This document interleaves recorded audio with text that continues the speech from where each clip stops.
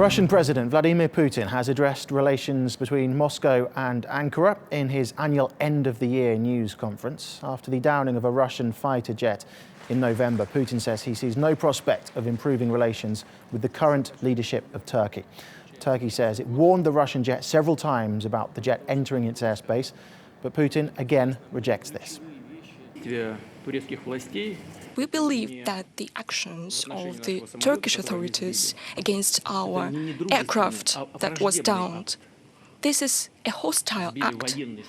For Turkey, wasn't it that hard to use existing cooperation channels, use military channels that were established, saying that, yes, we mentioned some parts of the border which we haven't discussed before, but there are some other parts that shouldn't be hit by us. No one told us anything. No one's warned us in ahead.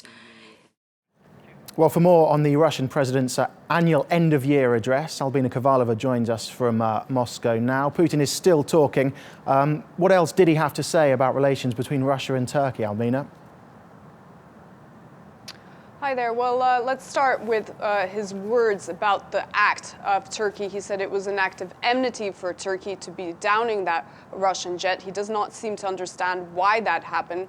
He also said there does not seem to be a prospect for the relations between the two countries' governments to get better anytime soon. It seems he is waiting for Turkey to give some sort of signal of goodwill. He has previously said that Turkey needs to apologize for the incident. Now, that apology still has not been heard. He also mentioned frustration, perhaps even anger, over the lack of cooperation between Russia and Turkey over the Russian fighters from the Caucasus that he says are in Turkey, but that the Turkish government, he says, do not cooperate with Russia on, do not give information to Russia about, and that's something that really concerns Russia because of the threat of extremism that those fighters could bring, especially if they start returning back to Russia.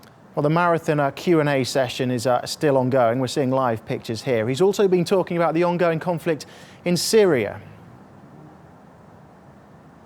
That's right. This conference will go on likely for some hours. Last year was some 3 hours. So we might see the Syrian subject be touched upon again. So far, he said that John Kerry's visit to Moscow this week was fruitful, that Russia and the U.S. were seeing eye to eye on the plans for transition in Syria. So that's all good news, given that there's such a question of contention between the two sides over the fate of Bashar al-Assad. It seems that perhaps there's some progress that's been made so far this week. Back to you. Albina, thank you very much for the update.